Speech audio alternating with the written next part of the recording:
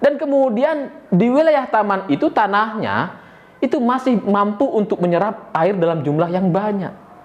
Wajar, bener gitu. Di negara-negara lain juga ada sumur resapan, tapi ya di taman-taman, bukan di jalan raya.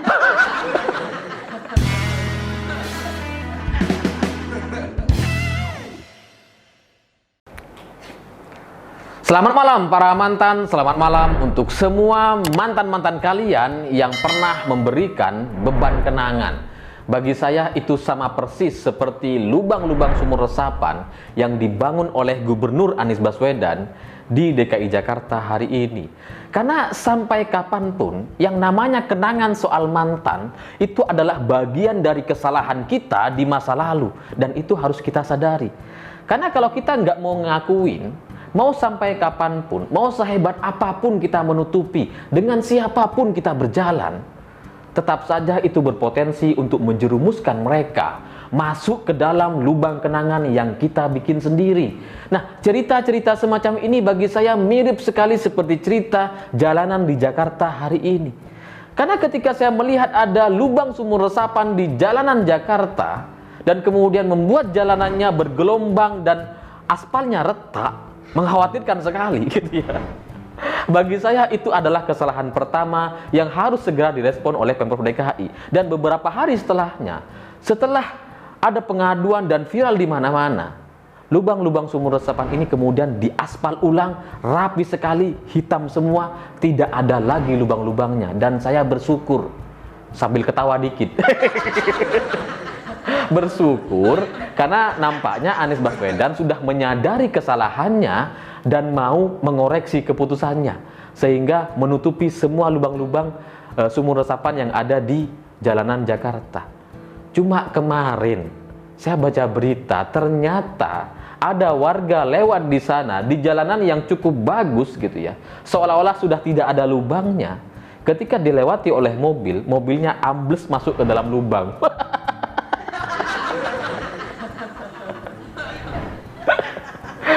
Ya, sebenarnya saya kasihan, cuma lucu.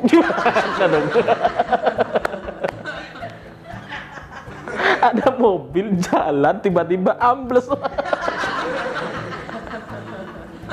Ini lucu banget. Karena ternyata jalanan yang sudah diaspal ulang, yang kita anggap lubang-lubangnya sudah ditutupi dengan tanah dan bebatuan, itu ternyata lubang-lubang sumur resapan ini masih dipertahankan. Itu sama seperti teman-teman kalian yang sudah putus bertahun-tahun yang lalu dengan pacarnya, tapi sampai sekarang masih menyimpan boneka pemberiannya. Menyedihkan sekali. Dan selain itu, di tempat yang lain, lubang-lubang yang sudah ditutupi dengan aspal, habis itu dibolongin lagi.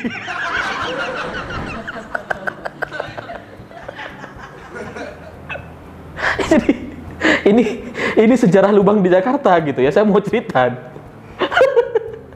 Ada jalan bagus nih, jalan raya bagus, gak ada lubangnya. Lalu kemudian dilubangi sama mereka, diameternya luas gitu ya, cukup besar.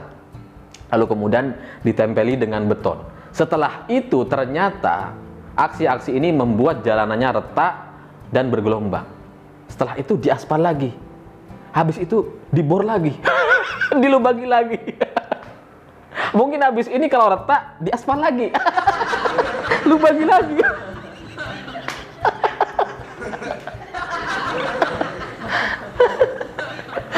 Ya. Dan untuk pertama kalinya gitu ya, saya hidup sudah 31 tahun di dunia ini. Untuk pertama kalinya saya jadi bangga sebagai orang desa. Karena dulu saya tuh membangga-banggakan Jakarta gitu. Saya senang orang Jakarta. Saya senang kalau punya keluarga yang kerja di Jakarta. Karena Jakarta adalah pusat peradaban, contoh kota maju di Indonesia. Tapi kalau ngelihat lubang-lubang Jakarta hari ini, dan kemudian warganya nggak ada yang berani melaporkan ini ke polisi, bagi saya itu lucu sekali gitu. Karena hanya gara-gara satu orang bodoh menjadi gubernur, Jakarta semuanya kelihatan bodoh semua. Kasihan gitu kan. Ini peribahasa baru nih. Bodoh satu, bodoh semua.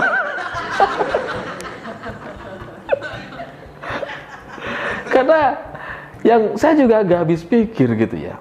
Kalau Gubernur Anies Baswedan misalkan jadi kepala daerah, kepala desa di rumah saya gitu, di desa saya.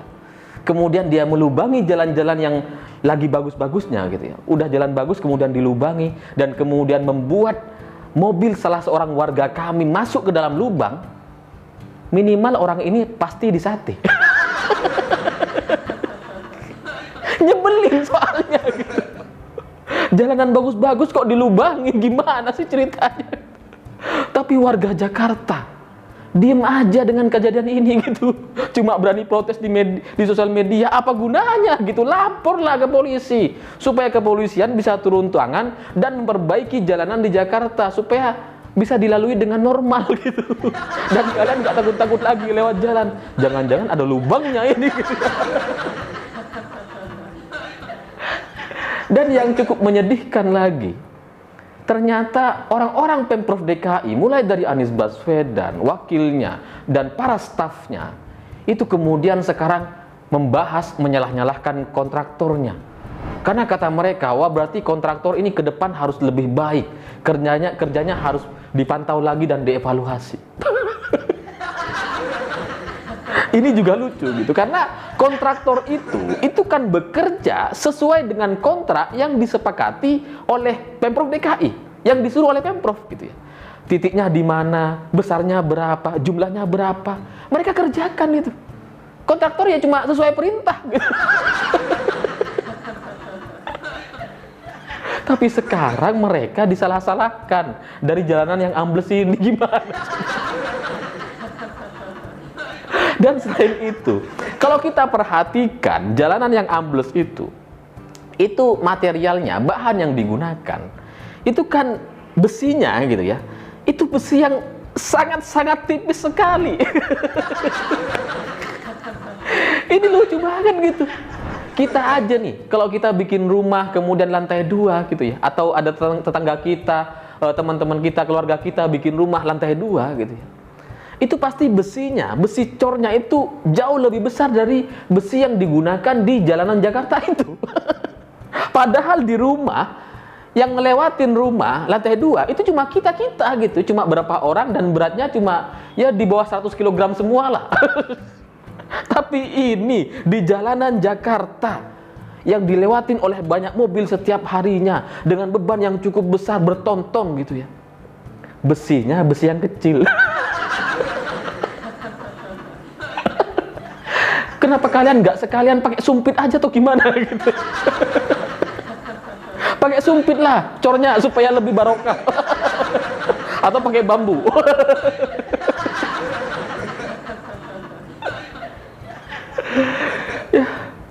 Ya kasihan gitu. Jadi kalau kemudian kontraktornya dia mengaku bersalah katanya, dan kemudian bilang bahwa pengecoran ini belum selesai dan tidak siap untuk dilewati karena mestinya harus menunggu sampai 13 hari. Ini baru 3 hari selesai. Bagi saya itu juga gak masuk akal. Mau kita tunggu tahun depan, 5 tahun yang akan datang sekalipun, kalau konstruksinya semacam itu, kalau di jalanan ada lubang-lubang semacam itu, ya tetap aja akan rusak, apalagi nampung air sebanyak itu gitu. Karena jangankan ada lubang dan air, jalanan biasa, yang normal, yang nggak ada lubangnya, nggak ada air di dalamnya, itu kalau dilewatin oleh mobil tiap hari, rusak, berlubang. Apalagi nyimpen air.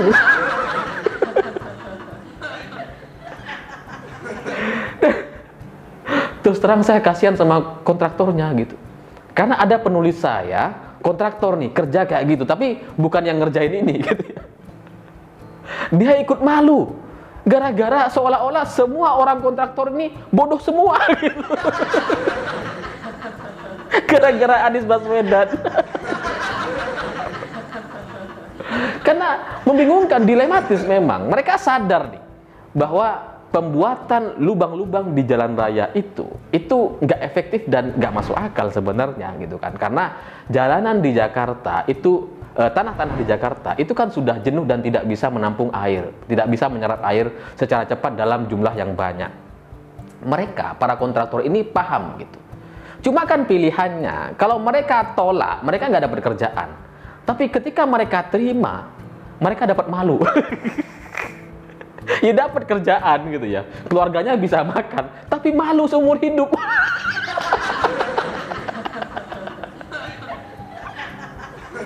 Kasian banget gitu. Dan lebih buruk dari itu, Pemprov DKI ngerasa nggak bersalah gitu. Malah buzzer-buzzernya di sosial media, mereka membela habis-habisan Anies Baswedan. Karena katanya, lubang sumur resapan itu ada juga di negara-negara maju, di Eropa, Amerika, dan sebagainya. Dan Anies Baswedan ingin membawa Jakarta menjadi kota-kota maju. Seperti negara-negara lain. Ditunjukin tuh, ada videonya katanya. Memang ada lubang-lubang di tengah-tengah jalan. Padahal itu adalah gorong-gorong yang mengalirkan air supaya tidak terjadi genangan, supaya tidak ada banjir di tengah kota, dan diarahkan air ini kepada dataran yang lebih rendah sampai hilang di laut. Tapi itu melawan zona tua, karena itu kan negara-negara kafir. Nah, di Jakarta satu-satunya nih kota di dunia, di bumi ini, yang menerapkan air harus masuk ke dalam tanah. Ya karena kalau kita mau bandingkan gitu, lubang-lubang itu banyak juga di Bandung, Surabaya, Bogor, Malang, ada. Di pinggir-pinggir jalan tuh ada lubang-lubang, tapi itu lubang selokan yang mengalirkan air masuk ke dalam dataran yang lebih rendah, mengalir ke laut. Nah, di Jakarta bukan lubang-lubang kayak gitu. Sumur resapan yang menampung air di tengah jalan Jakarta. Kurang hebat apa Anies Baswedan dalam rangka merusak Jakarta gitu ya. Dan yang lebih parah lagi, staf atau orang-orang Anies Baswedan itu malah membuat pembelaan, menyalah-nyalahkan Pak Jokowi. Karena katanya sumur resapan ini itu adalah program Jokowi ketika masih jadi gubernur DKI Jakarta. Ada pergubnya diteken oleh Pak Jokowi tahun 2013 dan saya cari tahu. Ternyata bener. Ternyata gara-gara Pak Jokowi ini ya sumur ini gitu ya.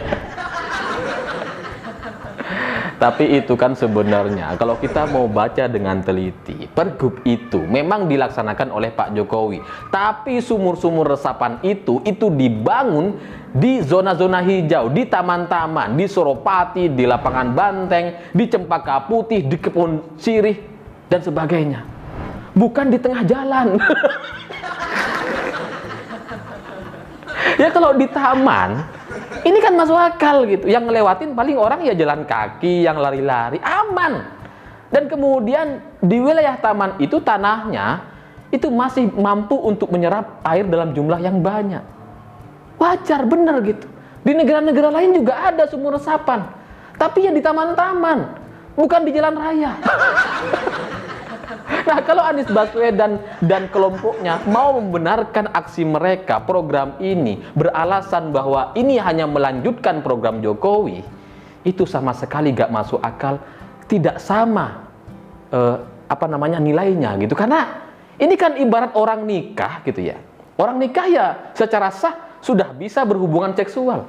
Tapi ingat, tempatnya di rumah, di dalam kamar, jangan di jalan raya. Nah, ini Anies di jalan raya. Coba. Ini kan kasihan gitu ya. Kayak orang yang cuma bisa baca tapi nggak paham tafsirnya. Itu jadi sama seperti orang-orang yang poligami misalkan. Poligami itu dalam Islam boleh. 1, 2, 3, 2, 3, 4 boleh. Nikah 4 istri gitu boleh. Tapi ingat, sekalipun kita bisa bersetubuh dan melakukan hubungan seksual dengan istri-istri kita, tetap aja harus 1 lawan 1. Gak bisa 1 kasur isi 3, gak bisa. Nah, Anies Baswedan dan kelompoknya itu hanya bisa membaca, tapi tidak bisa memahami maksud dan tafsirnya. Ya jadi samalah, persis lah. Dia kan jadi gubernur gara-gara orang-orang tidak baca tafsir Al-Quran. Mereka hanya baca isinya, baca tafsir, baca terjemahannya. Ya inilah yang terjadi. Sumur resapan yang harusnya dibangun di zona hijau dibangun di jalan-jalan raya. Mungkin mereka mikirnya Pak Jokowi itu bagus, program ini bagus dan harus kita lanjutkan, harus kita perbanyak katanya. Tapi mereka nggak mikir bahwa yang lebih banyak itu belum tentu lebih benar. Ini kan jadi sama kayak Formula E gitu. Ini yang inisiasi mereka, yang bayar duit yang mereka, uangnya kemana yang nggak tahu. Tapi dilimpahkan kepada Pak Jokowi, seolah-olah yang bertanggung jawab dari hal ini adalah Presiden Jokowi. Ya sekali lagi gitu ya, kesalahan itu bukan untuk diperbaiki. Karena kalau kesalahan diperbaiki, itu artinya kita tidak mau mengakui kesalahannya. Karena masih mau perbaikin gitu. Kesalahan itu hanya bisa selesai dengan dua cara. Diakui dan disadari itu adalah kesalahan, dan kemudian yang kedua, tidak diulangi lagi. Jadi buat warga Jakarta, sadari bahwa ini kesalahan dan jangan sampai mengulangi kesalahan yang sama dan memilih orang bodoh menjadi gubernur DKI Jakarta. Saya pikir itu. Terima kasih sudah menonton. Begitulah kura-kura.